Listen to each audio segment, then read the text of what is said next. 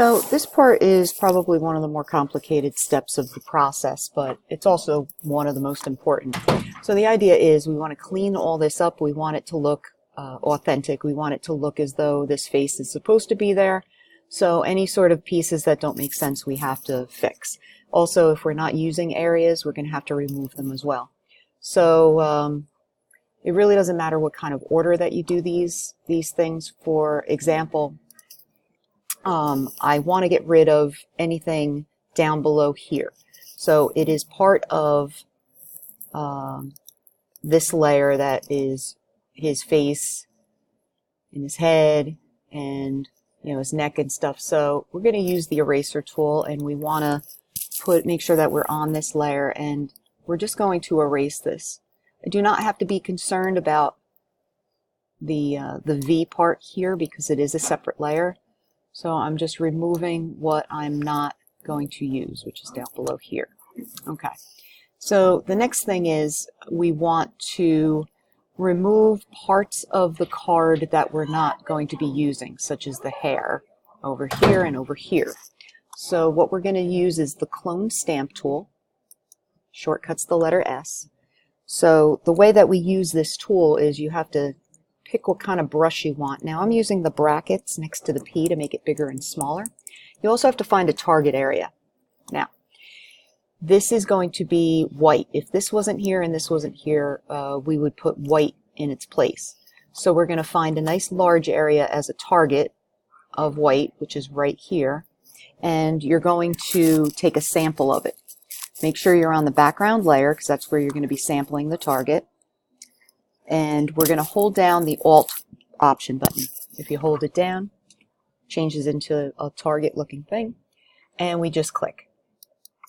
Okay, now if we move it around, you can see what it did is it cloned that area. On top, you want to make sure that aligned is not checked. If aligned is checked, what's going to happen is as I move this around to paint over some areas, this target area is going to move as well, so it's going to get on top of the sword and such. So we want this area to stay put. So we're going to uncheck aligned. Also make sure that you're using a brush that is harder. You don't really want to use one of these softer brushes, otherwise you get these edges that are a bit fuzzy. So you want to make sure that you move the hardness up to 100%. So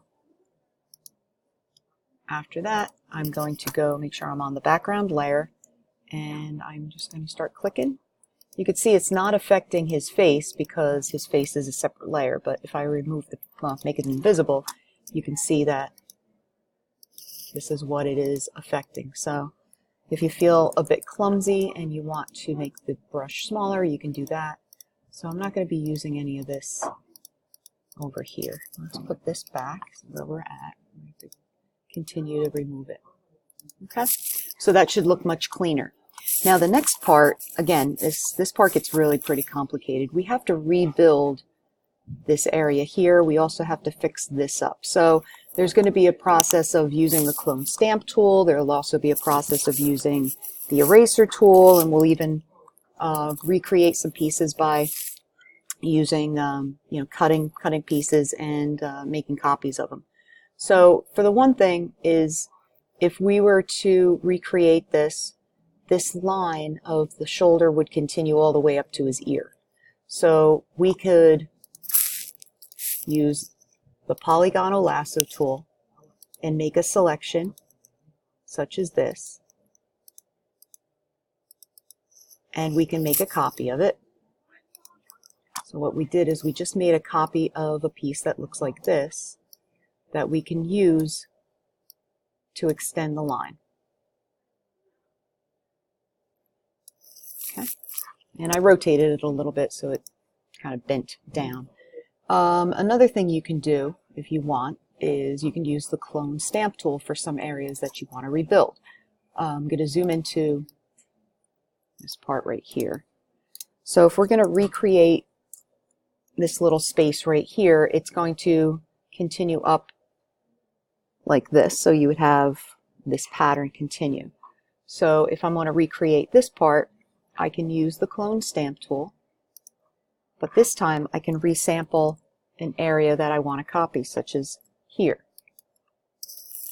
But I want to be on the background layer when I do this. So you can see I can use the clone stamp tool and just copy that area. So what I'm doing is I'm dragging it, and I can even get some of this black area over here if I want. So if you look below the area that's being painted, you see that X or that cross, that's what I'm duplicating. So you can see I'm starting to get into things that I really don't want. I just want this area to be just plain black. So this little squiggly line over here, you could see it kind of gets a little messed up over here. So instead, I think what I'm going to do is I'm going to make a copy of this particular space right here. And again, what's important is that you're on the correct layer when you make a copy. So what I did make, let's see. So what I want is this layer 3 right here. I'm going to right click, layer via copy. So what it did is it copied this piece, and I'm going to bring it in place over here so I can continue that pattern. Put back background so I can see what's going on. So I'm going to rebuild this all the way up. You can see I probably need another piece. I'm going to hold down the command button, and I can just drag another piece. And you can see it's just fitting just like a puzzle.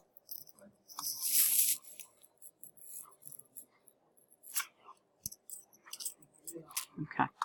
So I'm going to continue this. I'm going to fix up this area over here so it looks deliberate. You can see I have a little piece over there that I have to fix up. So once again, I'll take this little piece right here.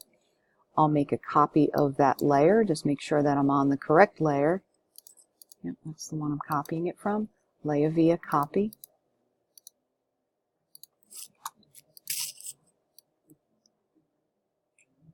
So you can see as I'm working, I'm getting more and more layers. I'm going to make the background invisible for a second so you can see. I'm also going to bring up these layers a bit so you can see which ones I have. So what I was doing is I was rebuilding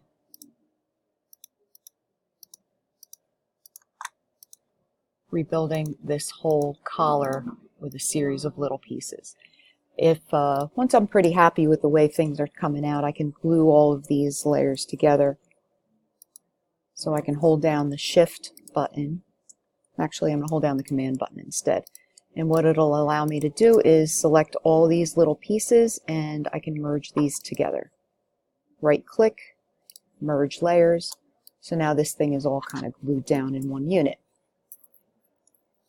So as I said, this is probably the more complex of the whole process, is getting these pieces together, fitting everything together, aligning it.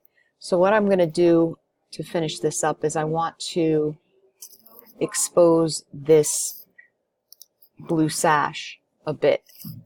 Let's see. So the blue sash is there. It's behind two layers. So what I'm going to do is going to lower the opacity. So what I want is I want this sash to come through in front of his neck, but not in front of his jaw, his chin. So I'm going to use the polygonal lasso tool. I'm going to select this area right here around that blue sash coming down, and I want to remove it from layer 1. So I made that selection, I hit delete, so you can see it's removed. Now before I get rid of that selection, I'm going to also remove it from here. So I'm going to select layer 5 copy, hit delete. So what it did is it not only cut the neck of Adam Levine's picture, but it also cut from this piece as well. So if I bring the opacity back, you can see things start looking pretty good. It's pretty authentic. So a couple of things I need to do is I need to trim this piece off. Maybe just erase it. This piece is, oops, wrong layer. The neck there. And then I just have to put some black here and fix up this edge over here. Like I said, this is the hardest part. Everybody's going to have their own issues, but you can see that it's starting to really look like it belongs there. It has the nice illusion of some areas in front and some areas behind his head.